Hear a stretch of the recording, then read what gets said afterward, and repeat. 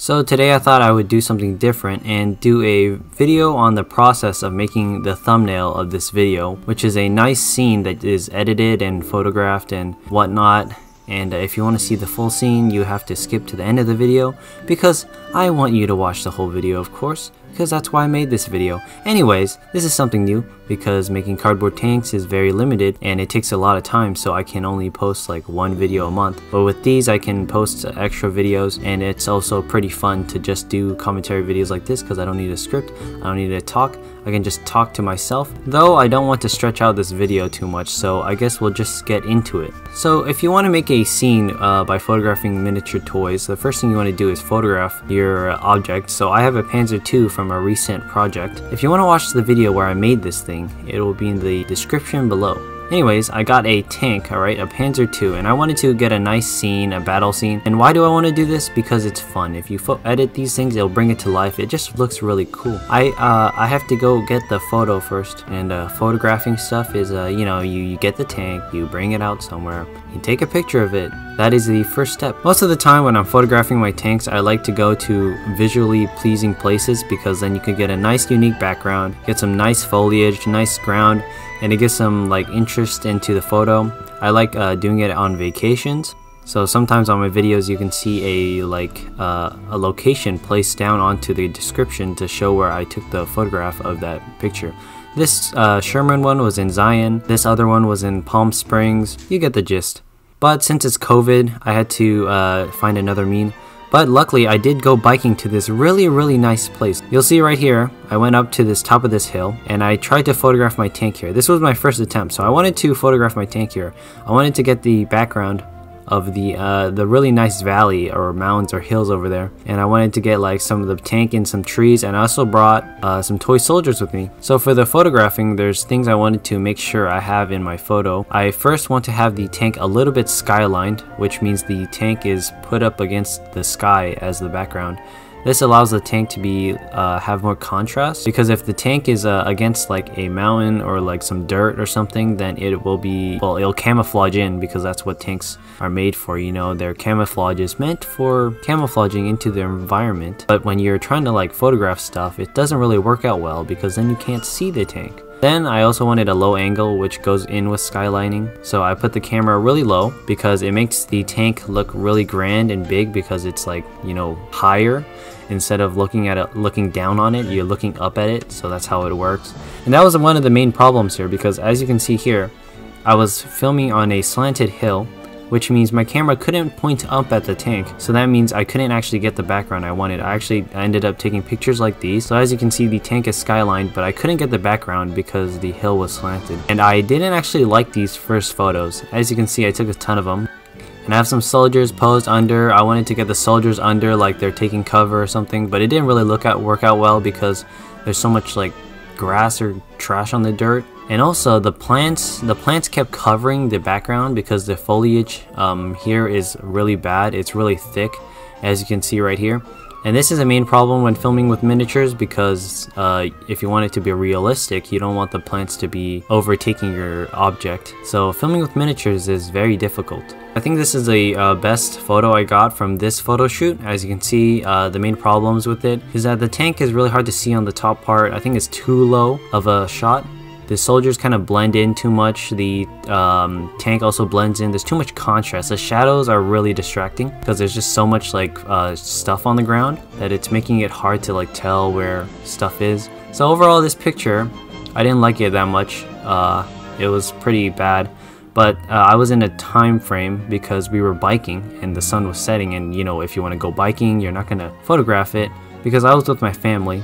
And well, they're not going to be like, oh, take your time, we will wait for you while you try to take a picture of your tank. But later on, after some hours of biking, I went to a different place. Okay, as you can see, this is down in the valley.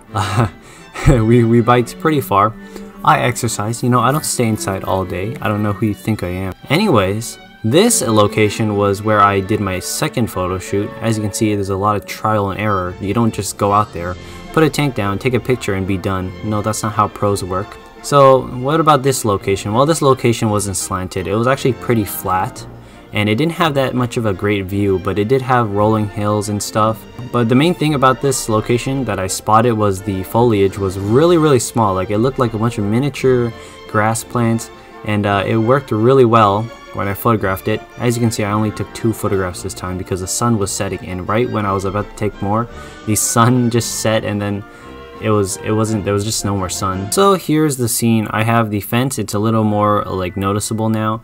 I have the tank pointing at the same direction as the tan soldiers. One of them is shooting out of a foxhole, you could say. I have this guy calling to other soldiers. I have this guy with like a MP40 shooting. I love Discord. And overall, I think this shot is pretty good. Though I do not like the contrast on the wheels. As you can see, like, it's really dark. This is a main problem with filming on direct sunlight. Of course, we could try to remove them with editing. So I have this photo right here. Okay, it's in my it's in this folder, and I have a lot of photos in here. This is footage from the Panzer II project. Let's get into the editing process. First thing I do usually is I open the photo in paint.net. If you don't know what paint.net is, what it is basically is just MS Paint, but in a better version. That's why it's called paint.net. I don't actually know if that's true, but it's basically just a really decent editing program. It's nothing like Photoshop. Well, it is. It's like a lower tier version of Photoshop. You can do a lot of things with it. There's layers. It's pretty simple. I really like it. It's just really good for like beginner editing, and I use it to make stop motion muzzle flashes. I use it to write text on things. I use it a lot. I even use it like equally with Photoshop. It's just something about having a simple program like this that runs really quickly. I just like using it, so I will just preview the photo. This will allow me to crop it. Okay, make it the right size. Oh, and over here you can see the thumbnail for the time-lapse video. Some nice stuff. I also edit these as well. I want to crop it because I don't want it, because my camera takes at a different size, as you can see. So you want to crop it to get what you want. For this photo, I don't want too much sky because I want the attention to be placed on the foxhole, and then maybe a little bit to the left, because I think I'll have a muzzle flash here, or maybe on this guy's gun, maybe an explosion here. I don't know. Okay, so I think this will be my final composition. I do have to say some problems with this photo I can see now are this right here. This gun kind of lines up too much with this one. It kind of blends together. What do you want? I'm trying to record something. Leave! Leave! Leave! Smells up here. Like what? Did you eat some candy? Sure. Stop eating candy, okay? Another problem I spotted was this soldier. He has these like chipping marks on him because of I painted a green soldier tan because I didn't have a tan soldier in this pose, and also this guy has this mark on his back. Well, you know, this can't be, I couldn't fix this, of course, because, you know, a lot of people complain on my videos. They complain about my soldiers. They say, oh, they're such low quality, or, oh, that gun, why would I have an M16 soldier in a World War II video? And to that I say, not everyone has the luxury of buying toy soldiers. Now, shut up. This is quite the wait. There you go. So now that we have the photo, I'm going to do some touch-ups here. So there's this tool, the band-aid tool. You can just remove like spots, you know, it's pretty cool. Now I'm just going to try to color correct it because the contrast on this thing is just way too much. Now that I'm looking at it from far away, I think the shadows are too much. We can use this thing. This automatically tones your shadows for you. It's quite interesting how it works. Look at this. That's, wow.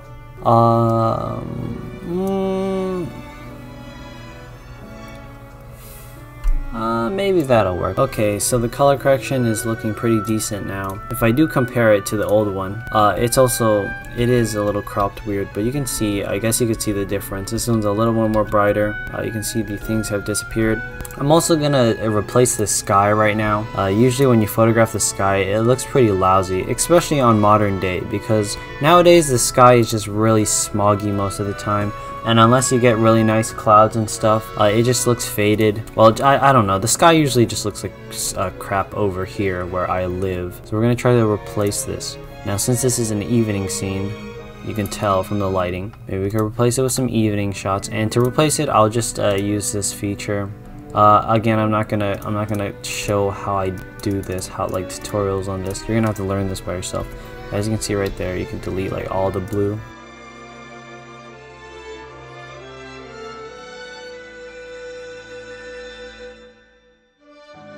So I ended up getting this sky background from this photo, which you know, you may question it, but color tweaking is really a powerful thing. Also, when I replace the sky, the unfocused details in the background are kind of lost. This tree, the unfocus here, we could fix that. Of course, we could use the eraser and try to like fix this. We could just remove the tree. Screw the tree. This tree's useless. Okay, so right now, to be honest, my opinions on this are, I mean, it looks pretty okay. The one thing that is bothering me is that there's just nothing on the right side for to like make it balanced. The colors are just a little offsetting because usually you don't see a war setting where everything is just really like orange and pink, and you know, these colors usually you just don't see them in a scene like this. But since I wanted it to be unique, that's why I chose it. But we'll see how it works out because you know, it's all about experimentation. For now, in order to like fill the void that I'm feeling about seeing you know, the void of this right side, we're gonna add some effects. So right here I searched up muzzle flashes. We're gonna add some muzzle flashes.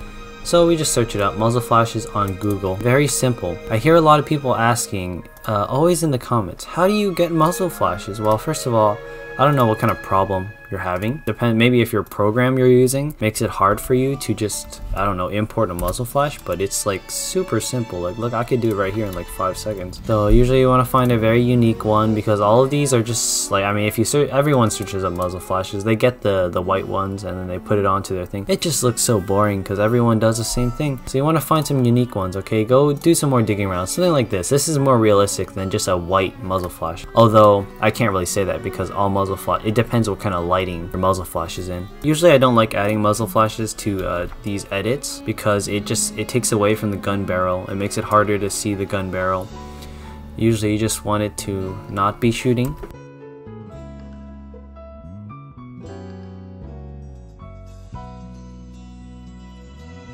If you're wondering how I made these VFX right here, such as this, well, you just get the VFX from Google, you know, my best friend, and here I searched a bullet hit overlay, dirt. How complex. And I grabbed it off the internet with a black background and I just copied it, placed it straight into the scene. Yep, that's all you need to do. Of course, you have to do transparency. So the scene I'm trying to go with now that I'm working on it is an invasion scene. So the invasion of France had Panzer IIs, you know, when Germany was starting out. So I think this fits with the theme. There's planes in the background. There's people fighting, going on the offensive. You know, invading. There's like a fence being destroyed. And another smoke plume though. So smoke plume overlay. The problem with smoke plumes is that they're not big enough. They're always cut off like this. So well, I mean, it could work depending on your scene, but for mine it's not gonna work that well. Usually you want a long smoke plume. Also for the smoke plumes, you want to decrease opacity. Why? Because the farther things get from the viewer, the more transparent, well, they blend in with the background. That's why when you look at pictures of mountains, the mountains are becoming more bluish, or the sky color. So like if I pull up this picture right here, you can see the mountains are in the back are getting more blue right here as well. This is a drawing. The artist intentionally made it more blue as it got farther away. I also want to add some dust particles overlay. Does anyone take pictures of dust? Come on. Okay, I think I found one that I'm satisfied with. So we got some dust right here. Just give it some more atmosphere.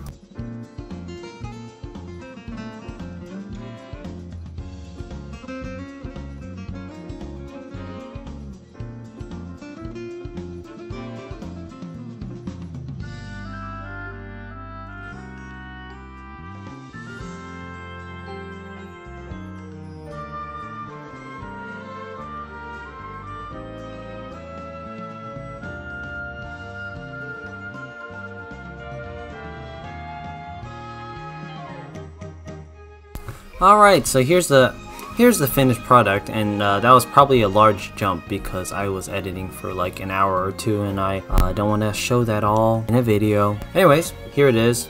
There's 26 layers. All of these add up to, I don't know, make something part of this thing.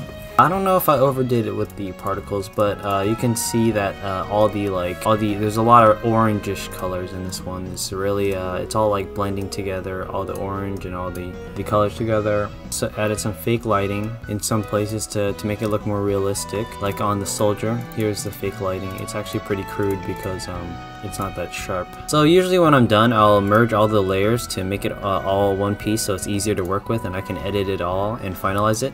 But the problem with that is that all the layers are gone, so if you want to tweak something, you can't if you want to go back. One of the main final things you want to do, if you're not going to add any effects, if you're just going to like photograph something and just edit it slightly, the first thing you want to do is add a Sharpen Effect. You can do this in Paint.net as well, so I'll demonstrate it here. So this one has Sharpen. Sharpen's a really powerful tool because it'll just make everything more defined. On Paint.net, the Sharpen isn't that good, but I still use it a lot. And if you don't know the difference, if you look from far away, because that's usually how people view my videos, you know, you're clicking on a video, you see it on the side or on the phone, so you put a Sharpen on it and it'll just make everything really sharp. You may not notice it, but if I just undo and redo, you can see how blurry it gets, the original, and you're like, how was it that blurry when I was looking at it before? Of course though, when you zoom in, everything, the details are all defined now. Hit undo, redo. So Sharpen, I really like, I always do it onto all my World War II stuff because it's to like define the details. If you overdo it though, just like sharpen it a ton, like it's gonna look terrible. Oh god, we're gonna do Smart Sharpen. You can see all the details have been improved. Ooh, perfect. Another effect I add is a vignette, and that just it's just darkening the edges of a thing like this. I like it for war media because it darkens and like war is kind of dark, so it kind of gives like tunnel vision or something. And with that, I think this is the final product. I think I could reflect over it. Maybe I overdid it with the particles too much, and I could have unfocused some of the particles on the farther back. Also, these muzzle flashes, they look kind of weird. Maybe it's because they're in unison. The tracers, I don't know. I don't know if it looks that decent, but I do like the colors, like the orange and the magenta, I guess, and then the orangish, the yellowish. Colors are really nice. This guy is really nice. The tank, I mean, all the colors kind of match together, so I guess that's appealing. So that concludes the video. Hopefully you learned something and enjoyed this editing process. I really want to expand my content because I know not everyone likes making things out of cardboard, and this is also very like broad. You can do a lot with Photoshop and editing, so hopefully it appeals to you. Hopefully you enjoyed, and thank you for watching.